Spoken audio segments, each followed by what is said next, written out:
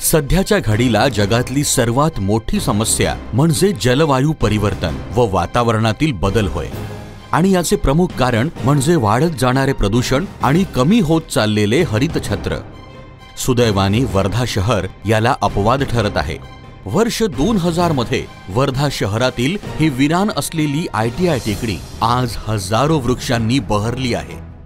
हा बदल घडविला आहे निसर्ग सेवा समितीचे अध्यक्ष श्री मुरलीधर बेलखोडे व त्यांच्या सहकार्यांनी। अर्थात याला साथ मिळाली ती कर्तबगार व दूरदृष्टी असणारे सक्षम राजकीय नेतृत्वाचे धनी माननीय नामदार सुधीर भाऊ मुनगंटीवार, मंत्री वने व सांस्कृतिक कार्य, मत्स्य व्यवसाय तथा पालकमंत्री वर्धा आणि युवा व लोकप्रिय आमदार डॉक्टर पंकज भोयर यांची। या परिसराला आता ऑक्सिजन पार्क, प्राणवायू देणारी बाग म्हणून संबोधले जाते। आज हा परिसर म्हणजे वर्धा शहराला शुद्ध हवा पुरविणारे फुफ्फुस आहे। मात्र याहूनही पुढे जात टेकडीचा हा संपूर्ण परिसर भूजल पुनर्भरण क्षेत्र म्हणूनही उपयोगी ठरणार आहे।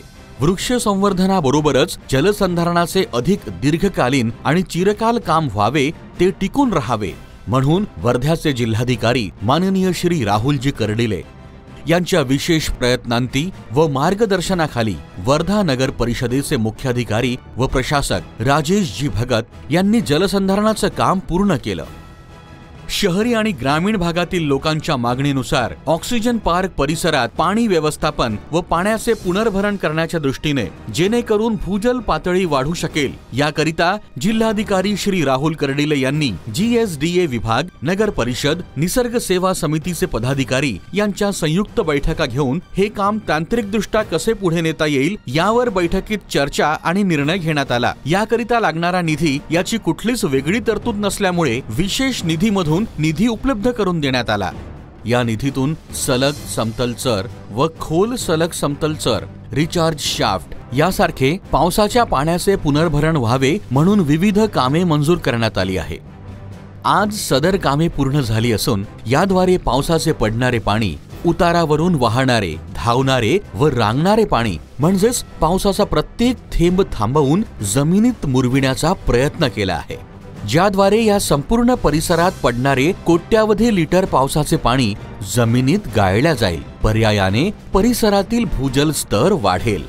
वर्धा शहरालगतच्या टेकड्या जनसहभाग व प्रशासन यांच्या सहकार्याने वृक्षारोपण व जलसंधारण होण्याकरिता केलेले हे काम, हा प्रकल्प म्हणजे संपूर्ण महाराष्ट्रात एक पथदर्शक प्रकल्प ठरावा असं त्याचं संपूर्ण नियोजन केलं आहे।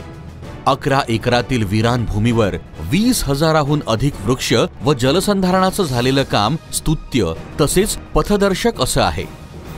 आपल्या भारतीय संस्कृतीमध्ये नदीला माता संबोधल्या जाते आणि वृक्षांना पिता। नदीचा उगम हा वनांमधूनच होतो। वृक्ष हे जलसंधारणाचे काम सातत्याने करीत असतात। समितीने वर्ष 2000 पासून केलेल्या कामाची दखल 2007 मध्ये भारत सरकारने घेऊन उत्कृष्ट वृक्षारोपण व जलसंधारणाचे काम म्हणून समितीस सन्मानित केले। वर्धा सेलू विधानसभा क्षेत्राचे लोकप्रिय आमदार डॉक्टर पंकज भोयर यांनी सातत्याने पाठपुरावा केल्यामुळेच हे काम शक्य होऊ शकले।